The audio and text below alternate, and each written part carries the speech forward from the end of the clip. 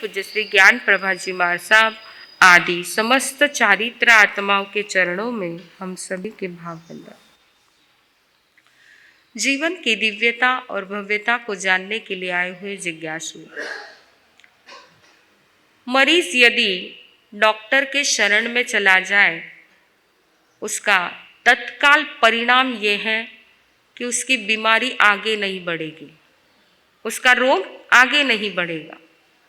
किसी व्यक्ति के सिर पे कर्ज का बोझ हो चुका है, कर्जा बढ़ चुका है, और यदि उसे किसी अच्छे बड़े कंपनी में अच्छा सा जॉब मिल जाए तो उसका तत्काल परिणाम है कि उसका बढ़ता हुआ कर्जा रुक जाएगा।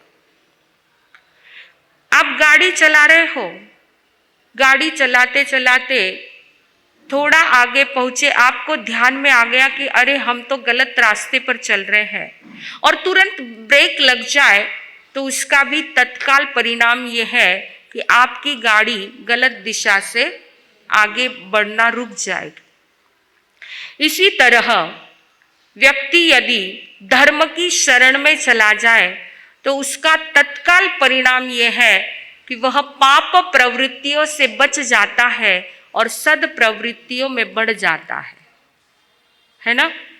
पाप प्रवृत्तियों से बच जाता है और सत प्रवृत्तियों में बढ़ जाता है, आगे बढ़ जाता है।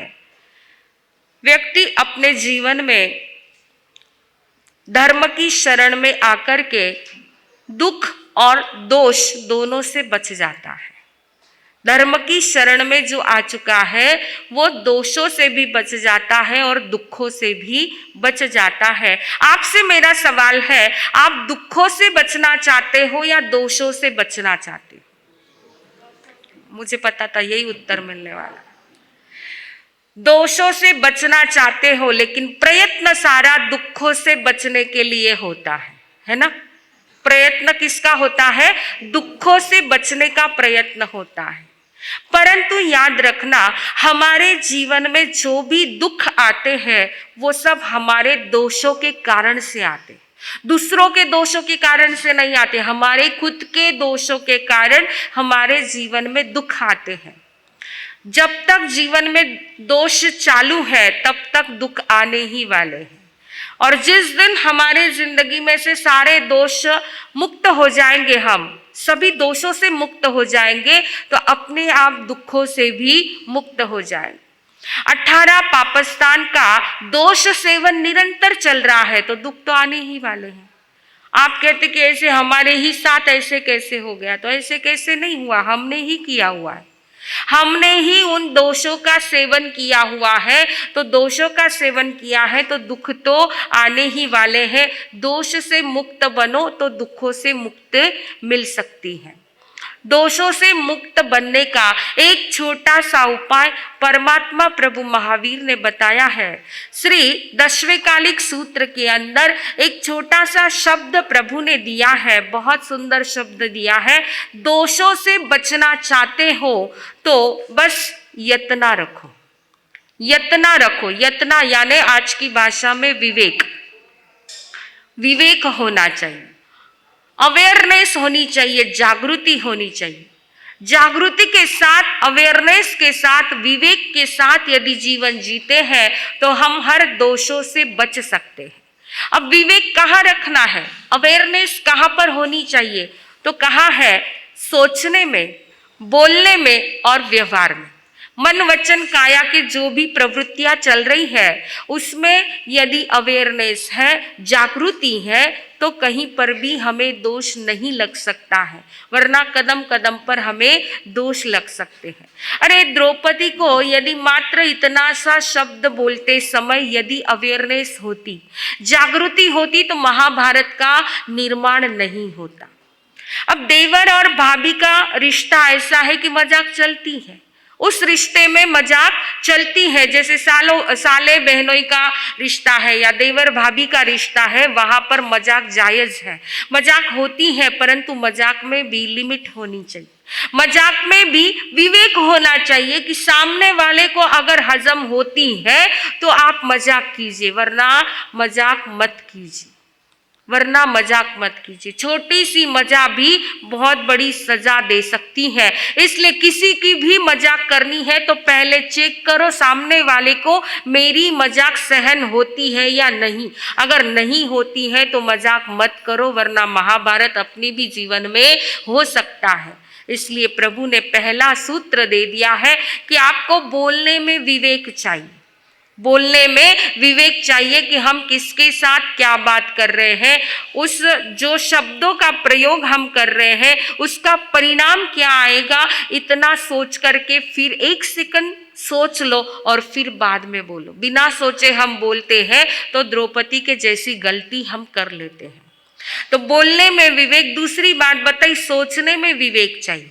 सोचने में विवेक चाहिए, जागृति चाहिए। अगर तंदुल मत्स्य को थोड़ा सा भी विवेक होता, थोड़ी सी भी जागृति रहती, तो वो अपने लिए 7वें नरक का निर्माण नहीं करता। तंदुल मत्स्य की घटना आज तक आपने कई बार कई व्याख्यानों में सुन ली, आपको पता है। लेकिन थोड़ा सा चिंतन कीजिए, कहीं हम तंदुल मत्स्य के जैसी गलती तो नहीं कर रहे हैं। कहाँ गलती हो जाती है? अभी यूक्रेन और रशिया का युद्ध चल रहा, युद्ध के समाचार आपने सुने उस समय, अथवा तो आप पेपर पढ़ रहे हो, पॉलिटिक्स की कोई बात पढ़ रहे हो उस समय, या तो क्रिकेट आप देख रहे हो उस समय।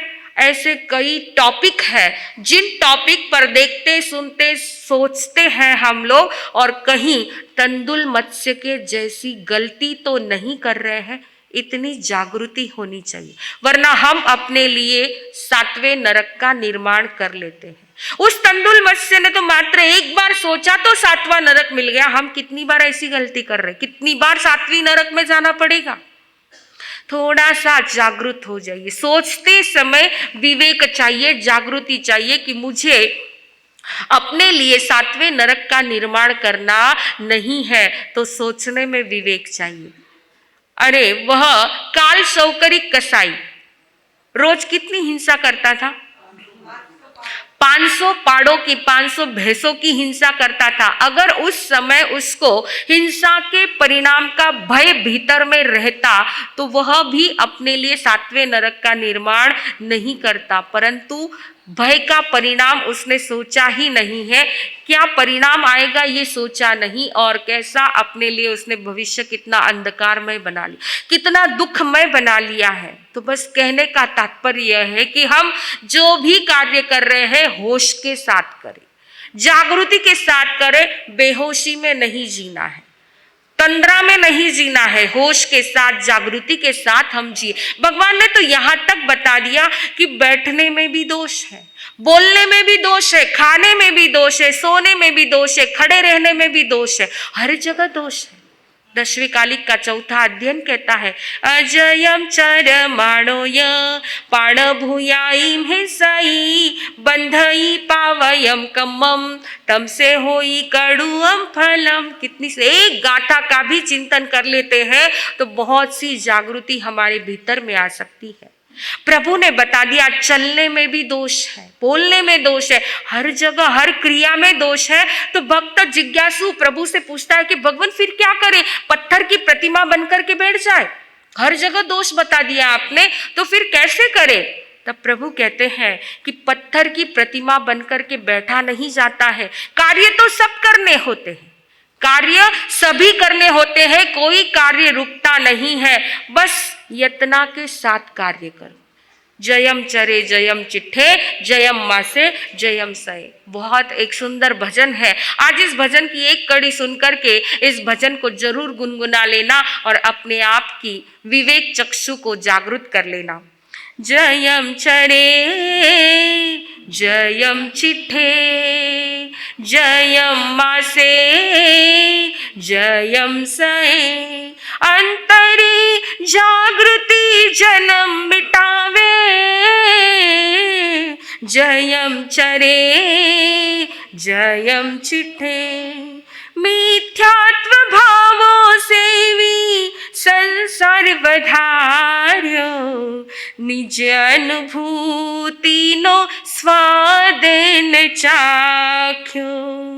आत्म श्रद्धा रिहंत बनावे जयं चरे जयं चिठे जयं मासे जयं सए। मात्र अंतर की जागृति चाहिए और आत्म श्रद्धा जिसकी जागृत हो जाती है वह दूसरे जीवों को भी अपनी आत्मा के समान समझ लेता है, तो कहीं पर भी किसी की हिंसा नहीं करता है।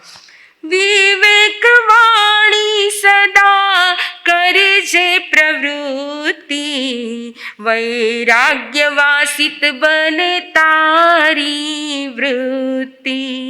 विवेक वाणी सदा करे जे प्रवृत्ति, वैराग्य वासित बने तारी वृत्ति।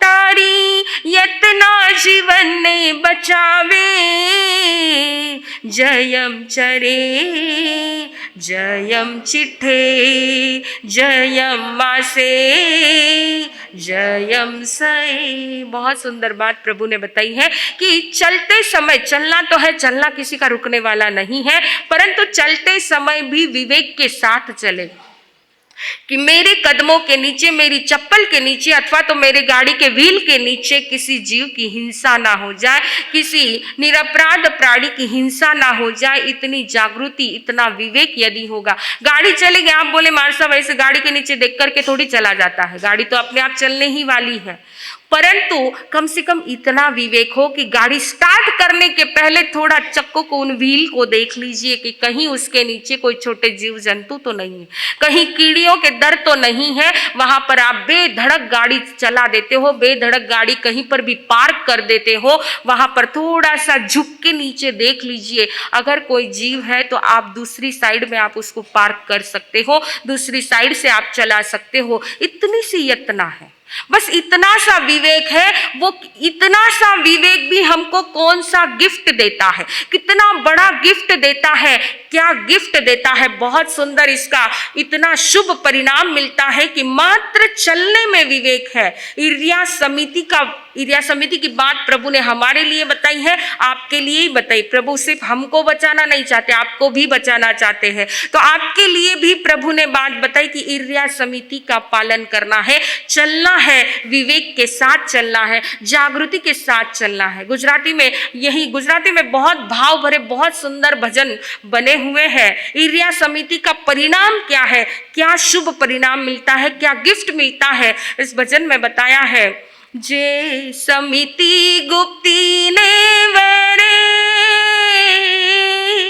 भवसागर थी जल्दी तरे, प्रवचन माता ना खोए रमे, भव भव मातोए ना भमे। जे समिति गुप्ती ने वरे, इर्या समिति नु पालन करे जे, इर्या समिति नु पालन करे जे। रस्ते चालता जीवोनी दया पाळे जे, दीर्घ आयुष्य एने मळे, भवसागर थी जल्दी तरे, जे समिति गुप्ती ने वरे। कितनी सुंदर बात कही। इर्या समिति का पालन करते हुए जो व्यक्ति चलता है, परमात्मा ने बताया उसको कौन सा गिफ्ट मिलता है, दीर्घ आयुष्य मिलती है। दीर्घ आयुष्य मिलना भी बहुत बड़ा गिफ्ट है। आजकल आप बोलते मार्शा लंबी उम्र नहीं चाहिए, क्यों नहीं चाहिए? क्योंकि आप देख रहे हो कि जिसको लंबी उम्र मिली है और जो बिस्तर में सारी पिछली उम्र उसकी बीतती है, ऐसी उम्र हमको नहीं चाहिए। लेकिन जो लंबी उम्र पाकर के भी जिनकी सारी इंद्रियां बराबर काम कर रही है, ऐसे बहुत सारे उदाहरण हमारे देखिए यहाँ पर बैठे हुए हैं कि इतनी उम्र 80 के करीब आ गए, फिर भी अभी तक जो पौषध करते हैं, अभी तक तेला करते हैं, अभी तक सामायिक और प्रतिक्रमण जिनकी आराधना चल रही है, ऐसी लंबी उम्र भी हमारे लिए वरदान बन जाती है। तो ऐसी लंबी उम्र संसार में किसको मिलती है? अनुत्तर विमान के देवताओं को 33 सागरोपम की उम्र मिलती है और 7वीं नरक को भी 33 सागरोपम की उम्र मिलती है। दोनों को सेम उम्र है, लेकिन दोनों में जमीन आसमान का अंतर है।